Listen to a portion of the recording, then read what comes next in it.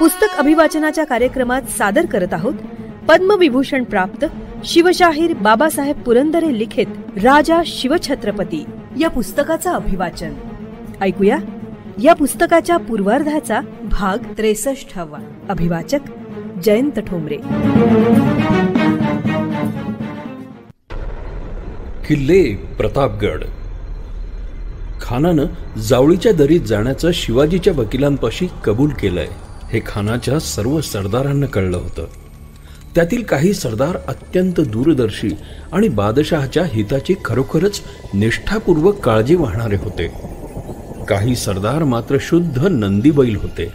पंताजी गोपीनाथांनी गोड गोड बोलून त्यांच्याकडनं खानाचा कपटी उद्देश केव्हाच माहिती करून घेतला होता. काही सरदार मोठे उत्साही पीर होते. जावळीत जाऊन शिवाजीला जिंकलेच पाहिजे अशी त्यांना घाई झाली होती. पण काही शहाणे दूरदर्शी सरदार मात्र खानाला अगदी स्पष्टपणे म्हणाले, गुस्ताखी मुआफ हो हुजूर, आपके इरादे पर आप शौक से अमल कर सकते हैं, लेकिन इसमें सरासर धोखा है. शिवाजी ने आज तक किसी के आगे सर नहीं झुकाया. शिवाजी बहुत चालाक है, बहादुर है, सुरमा है. उसके मन में कोई भयंकर राज छिपा है. इसलिए यदि आज वह हुजूर को जावली में तशरीफ लाने का पैगाम भेज रहा है तो उसका साफ मतलब यह है कि उसका इरादा कुछ और है. जावली का मुल्क खतरनाक है. हाथी, घुड़सवार, फौज को साथ ले जाना मुसीबत मोल लेना है. वह मुल्क पहाड़ों, जंगलों से भरा हुआ है. इस खतरे को आप जानबूझकर मोल न ले. इसमें सरासर धोका है. यावर रागाने लाल होऊन द्वेषाने अंध झालेला खान म्हणतो कसा, हां ठीक ही है, शिवाजी की बहादुरी की तुम तारीफ करो. अफजल खान की ताकत को अभी तुमने पहचाना भी कहा. मेरे दौड़ते घोड़ों की टापों के नीचे कर्नाटक की फौजों ने आखिरी सांस ले ली. काफरों के बूतों और मंदिरों को मैंने ही मिट्टी में मिलाया है. मेरा गुस्सा देखकर शैतान भी कांप उठता है. फिर शिवाजी तो किस झाड़ की पत्ती. जावली का जंगल तो मेरे रूह को देखते ही जलकर खाक हो जाएगा. खानाची वृत्ती खरोखरच राक्षसी, तसेच त्याचे बळही. त्याला गर्व होता त्याच्या ताकदीचाच. खानानं ठरवलं जावळीला जायचंच आणि जावळीकडे कूच करण्यासाठी तयारीचा हुकूम त्याने छावणीत सोडला. महाराज गडावर वाट पाहत होते पंताजी काकांची. काका अफजल खानाचा दमदाटीचा निरोप उरी घेऊन निघाले आणि गडावर येऊन पोहोचले. महाराजांनी आतुरतेने काकांची भेट घेतली. काकांनी सर्व हकीकत सांगितली. खान जावळीस येण्यास तयार झाला. ही गोष्ट इतकी उत्तम झाली, निम्मी बाजी आत्ताच सर झाली असं महाराजांना वाटलं. खानाशी झालेली बोलणी आणि छावणीची सर्व माहिती काकांनी सांगितली. त्या रात्री महाराजांनी एकट्या काकांना अगदी एकांतात बोलावून घेतलं.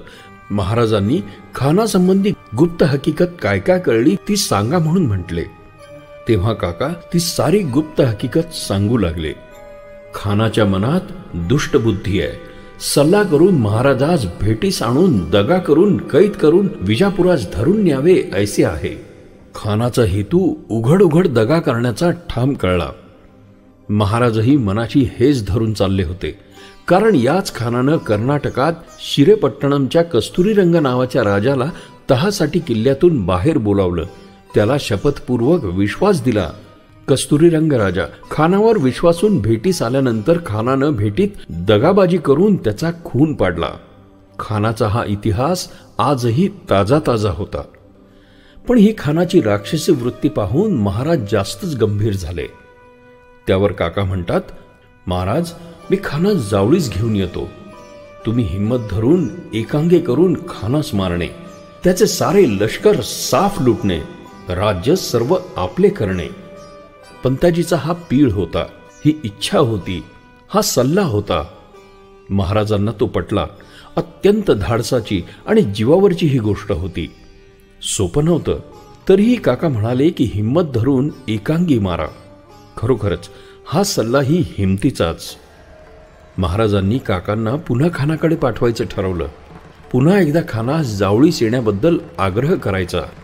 आपल्याला दगाच करायचा हा निर्धार करून आलेल्या या देवद्वेष्ट्याला जावळीच्या दरीत कोंडून फौजेसह बुडवायचाच असा निर्धार महाराजांनी केला. गडावरती रोजच खलबत चालली होती. तान्हाजी, कान्होजी, येसाजी, मोरोपंत, शामराजपंत वगैरे सर्व मंडळी महाराजांभोवती बसून आलेल्या या अरिष्टावर विचार करीत होती. गडावर दिवसेंदिवस अत्यंत गंभीर वातावरण पसरत होतं. तिकडे आईसाहेब राजगडावर चिंता करीत होत्या. त्यांना महाराजांनी प्रतापगडावर मुद्दाम आणलं नव्हतं, कारण प्रत्यक्ष खानाशी होणारा डाव त्यांच्या डोळ्यापुढे होऊ लागला तर त्यांच्या मनावर ताण पडेल. पण राजगडावर राहून तरी कुठे कमी ताण पडत होता. पुन्हा काका वाईस निघाले. प्रतापगड ते वाई म्हणजे 16 कोसांचे अंतर. वाटा ह्या अशा: अर्ध्या कोसाचा प्रतापगड उतरायचा, पुन्हा 1.5 कोसाचा महाबळेश्वराचा डोंगर चढायचा, पुन्हा 1.5 कोसाचा पसरणी घाट उतरायचा. थोडे का श्रम होते हे? पण थकले वाकलेले काका थोडे घोड्यावरून, पालखीतून आणि पायीही हे अंतर तोडीत होते. एकदा वारी झाली, आता दुसऱ्यांदा निघाले होते. निघण्यापूर्वी महाराजांनी काकांना म्हटलं, काका, खानास सांगणे की राजा बहुत भीतो. वाईस तुमच्या भेटीस यावयास धीर पुरत नाही. खान साहेब वडील आहेत. जावळीस येऊन भेट देतात तरी भेटीस येतो. आपण यास हाती धरून धीर भरवसा देऊन बादशहाचे मुलाजमतीस नेऊन ऊर्जित करतील तरी थोरपण आहे. असे कित्येक मजकूर सांगून खानास जावळीस घेऊन येणे. काका निघाले, वाईत आले. खान तर उतावळ्या नवऱ्याच्या वर घाई करीत होता जावळीस निघण्याची. तरी पण पंताजी म्हणाले, आमचा राजा कचदिले, तो वाईस भेटीस येता शंका धरितो. आपणच जावळीस चढणे, तिथे भेटीस येतील. दिलासा करून बरोबर राजाच घेऊन जाणे. तेव्हा खान म्हणाला, अरे भाई, शिवाजी डरता क्यों है? मैं तुझे सलाह दे रहा हूं. जो किले तेरे हैं वो तो तुझे मिलेंगे ही, और उनके साथ और ज्यादा दौलत भी. शाहजी की कसम खाकर मैं ये सब कहता हूं. आणि खानाचे लष्कर हत्ती, उंट, घोडे, तोफा आणि बैलांसह जावळीकडे चालू लागले. आता एवढा तो 1.5 कोसाचा पर्वत चढून ते माथ्यावरचे 5 कोसांचे गहन अरण्य पार करून पुन्हा 1.5 कोसांचा अति अवघड असा रडतोंडीचा घाट उतरून ही जनावरे जाणार होती कशी? चैनीत आयुष्य घालवलेली ही विजापुरी फौज त्या अवघड तोफा, तंबू, सामानाचे पेटारे, धान्य, वैरण घेऊन या डोंगरातून जावळीच्या खोल पाताळ दरीत जाणार तरी कशी? हा अजस्त्र सह्याद्री ओलांडायचा म्हणजे काय थट्टा आहे? खानाला काय ही बुद्धी झाली होती? पूर्वी मोहम्मद तुघलक नावाच्या एका वेड्या पीराने हिमालय ओलांडून चीनवर स्वारी करायचं ठरवलं होतं. सारी फौज त्या बर्फाच्या ढिगाऱ्यात तो गमावून बसला. हिमालयावरील अजिंक्य शिवशक्तीनं त्याचा पराभव केला. आता अफजल खान सह्याद्रीची एक प्रचंड रांग ओलांडून प्रतापगडावरची शिवशक्ती जिंकायला चालला होता. धन्य त्याच्या मुत्सद्देगिरीची. आणि त्याचा सल्लागार कोण? प्रतापराव मोरे, खवास खान आणि अंकुश खान, अरण्य पंडित. फौज मुंगीच्या पावलांनी महाबळेश्वरकडे वाटचाल करू लागली. फौजेतल्या बातम्या हेरांमार्फत गडावर रोज खडानखडा जात होत्या. पंताजी काकाही गडावर जाऊन पोहोचले होते. महाराजांनी गडाचा पक्का बंदोबस्त ठेवला होता. तयारी आणि चिंता रोज जास्त जास्त वाढत होती. खानाचे हत्ती, उंट वगैरे प्राणी आणि तोफा वगैरे साहित्य त्या पर्वतावर चढवताना काय हाल झाले ते सांगणे अशक्य आहे. सोंडांनी झाडांना विळखे घालून त्याचा आधार घेत हत्ती वर चढत होते. वारंवार खरचटून कातडी निब्बर झालेल्या हत्तींचे गुडघेही रक्तबंबाळ होत होते. मेटाकुटीनं ते वर चढत होते. घोड्यांचे आणि इतर जनावरांचेही तेच हाल. हत्तीच्या पायांनी निसटणाऱ्या धोंड्यांखाली खालून वर चढणारे लोक सापडून मरत होते. झाडात अडकून खानाची निशाणे आणि छत्र्या पार फाटून गेल्या. अनेक लोक कड्यांवरून कोसळून मेली.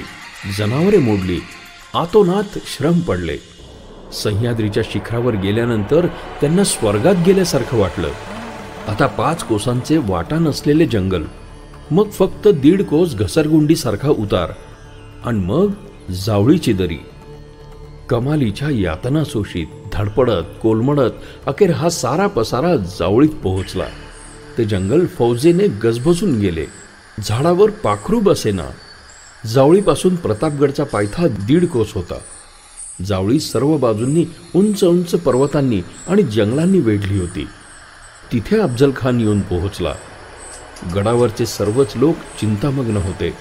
त्यांची झोप उडाली होती, जो तो डोळ्यात तेल घालून प्रत्येक क्षण काटीत होता. या खानाने सर्वांचे चित्त बेचैन करून टाकले होते. खानाचा तळ कोयनेच्या खोऱ्यात पडला. त्या भयंकर निबिड अरण्याचे आणि पर्वतमय प्रदेशाचे किती वर्णन करावे. त्या अरण्यात खानाच्या हजारो सैनिकांनाही भय वाटू लागले, पण खानाला मात्र अजिबात भय वाटले नाही. तो मनात म्हणाला, बस अब जावली का मुल्क मेरा ही है. जंगलामध्ये तंबू ठोकण्यासाठी जरूर तेवढी जागा साफ करून उंच आणि भव्य तंबू उभारण्यात आले. साखळदंडांनी हत्ती ठाणबंद करण्यात आले. जमिनीत मेखा ठोकून घोड्यांच्या रांगा बांधण्यात आल्या. उंटांचे तांडेही बांधण्यात आले. सैनिकांच्या हालचालींनी आणि इकडे तिकडे भटकण्याने ते अरण्य गजबजून गेलं. अफाट जंगलाच्या मानाने ते सैन्य चिमूटभर वाटत होतं. झाडीत ते पार झाकून गेलं होतं.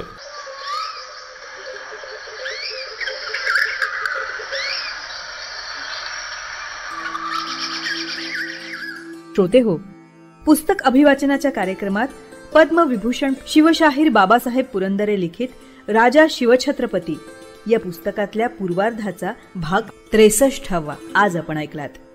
रसिक हो, आपल्याला हे पुस्तक अभिवाचन आवडतंय, भावतंय, ऐकावंसं वाटतंय हे आपण दिलेल्या कमेंट्सवरनं लक्षात येतच आहे. पण आपण आपल्या याविषयीच्या कमेंट्स, प्रतिक्रिया आम्हाला रेकॉर्ड करूनही पाठवू शकता. या पुस्तक अभिवाचनासाठी येणाऱ्या प्रतिक्रियांवर आधारित प्रतिसाद या विशेष कार्यक्रमात त्याचा नक्कीच समावेश केला जाईल. मग आता त्यासाठी आमचा व्हॉट्सअप क्रमांक आहे 94 222 55 909.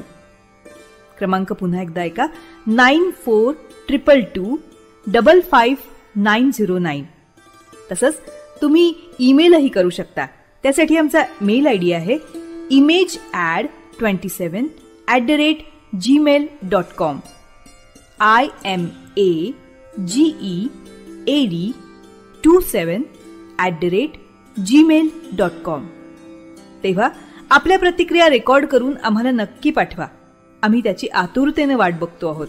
आणि आता जाता जाता रेडिओ जयंतचे दर्जेदार कार्यक्रम ऐकण्यासाठी, त्याचं वेळोवेळी नोटिफिकेशन मिळवण्यासाठी रेडिओ जयंत लाईक करा, शेअर करा.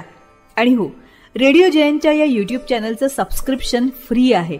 तेव्हा लगेचच रेडिओ जयंतला सबस्क्राईब करा.